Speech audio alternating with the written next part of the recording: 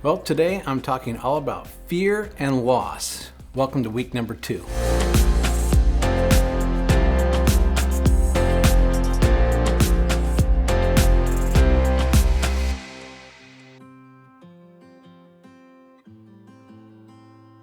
If you're watching this video and you haven't watched the week number 1, I would highly recommend going to do that so you get context for week number 2. And today I was going to talk to you about a concept called critical contextualization, but we'll get to this next week. Here's what it looks like. I'm not talking about it today, but critical contextualization at the core is believers need to be a little bit more critical about the things from their past that they bring into their present Christian practices. And I just realized that through my experience, I can't go right into that because I'm completely empathetic. Let me tell you about that story.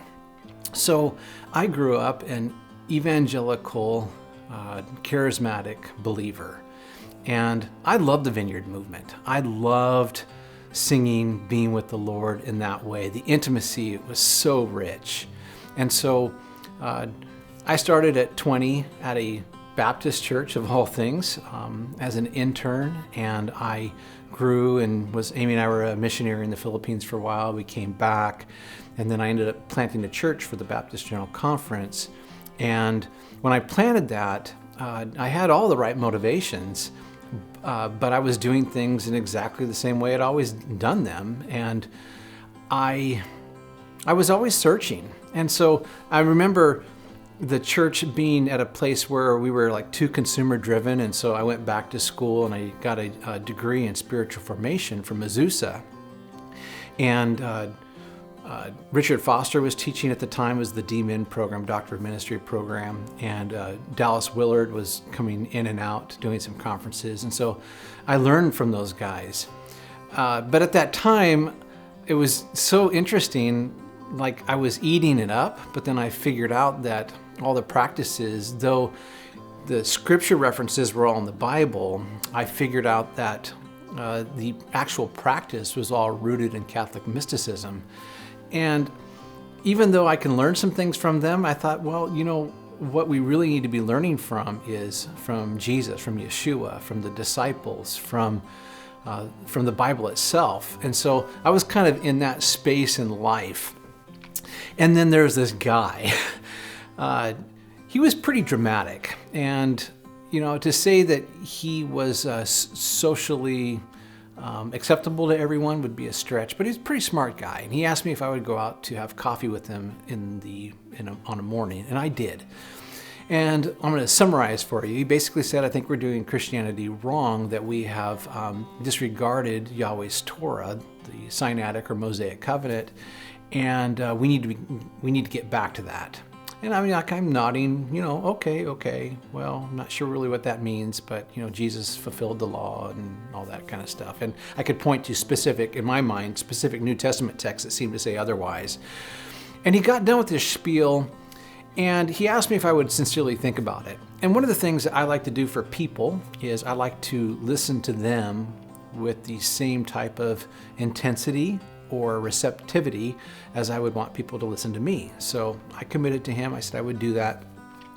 And so here I am coming off the heels of my trying to get back to the Bible, like past Catholic mysticism, to the scriptures. And so I thought, you know what I need to do, if I'm gonna honor what I said and get past the Catholic mysticism, I'm gonna have to read the scriptures anew. So I started at the very beginning. I started reading, going along and all that, and I started to figure out that God wasn't trying to hurt people through all these laws. He was trying to give people life. And in fact, he wants people to have circumcised hearts. It's not about circumcision of your private parts, although that is a symbol. He really wants people to have circumcised hearts. So I'm reading along and I'm thinking to myself, wow, I'm having a little bit of a heart change here. I'm starting to see things that I hadn't seen before. And you get to a text like Daniel chapter 7, verse 25. And Daniel says there's going to come a time where the Satan will try to rid of Yahweh's holy days and his observances. And I thought, well, that goes, that's kind of a tally mark, a win for this other guy that was telling me this stuff. So I kept researching, and then I thought, yeah, okay, I'm starting to see it.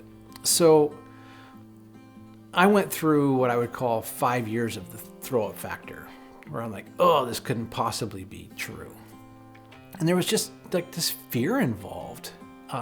And because at that time I'd already started being a professor at some universities, I knew, because I had a sociologist background, that Emil Durkheim said that, if you want to obliterate, to take away people's national identity, take away their holidays or holy days. And I'm knowing that's happening, and I'm like, ooh, that's what Satan did. He obliterated those things. And I'm also reflecting on this idea that I want to be like the Acts 2 church sincerely, and I'm noticing that they don't know anything of my Easter. They don't know anything of my Sunday Sabbath. They don't know anything of Christmas. They don't know any of these things. They're still one stream within Judaism. Now, they're not doing rabbinic Judaism. They're just doing Yahweh's Torah, God's appointed times, but doing it in a way that recognizes Jesus as Messiah. And any theologian is going to tell you that's what they were doing. And I'm starting to wrestle with all this stuff. And I'm starting to go, I wonder if that's what happened if Satan tried to disband a people by obliterating their holy days. Well, anyway, when that guy had me for coffee, after that, and I said about the throw-up factor, is I'm recognizing all the reasons that I do not want to accept that the Torah is for me. And it had to do with fear. And I've noticed, I've been following the Torah for the last 10, maybe it could be actually 12 to 15 years. It's been a while. What I've noticed is that in the first instance, people don't struggle with all the proof texts that I bring them. I mean, and that's called a technical challenge. I think I can technically show everyone why it is that the Torah is for us, but I don't think that's a fundamental issue. I think that is an issue. I don't think that's the baseline issue, though. It is not the technical challenge, it's the adaptive challenge, because I felt it.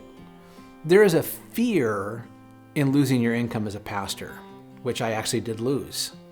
If I were to accept this, I could no longer teach in the way that I was teaching, and I would lose my role as senior pastor, and I did. So that was a fear that I had. Another thing is I had a way of doing life, a year-long liturgy, a year-long way that I was with the Lord through Easter and Christmas and whatever else Christians do. But I had a way of thinking about Christianity, and if I accepted this, that would be gone. And it was just a real big scare that I had, and it was legit, So I'm going to put a link below of chapter 2 on the adaptive challenge. And it's an academic read, but you can see kind of the behind the scenes of what I was thinking at the time is, oh my gosh, I'm facing an adaptive challenge. And what I've noticed with people is everyone faces an adaptive challenge. So I'm going to share with you in the coming weeks about being critical about the practices we bring into Christianity. And I'm going to talk to you about specific texts that I had to, wrap my mind around. Jesus seemed to declare all foods clean. Is he lying? What's going on there? Or the Apostle Paul says, don't let anyone judge you about Sabbath days and holy times, and new moons and all that stuff. So I'll go through all that, but I want you to know that I totally get the fears. And so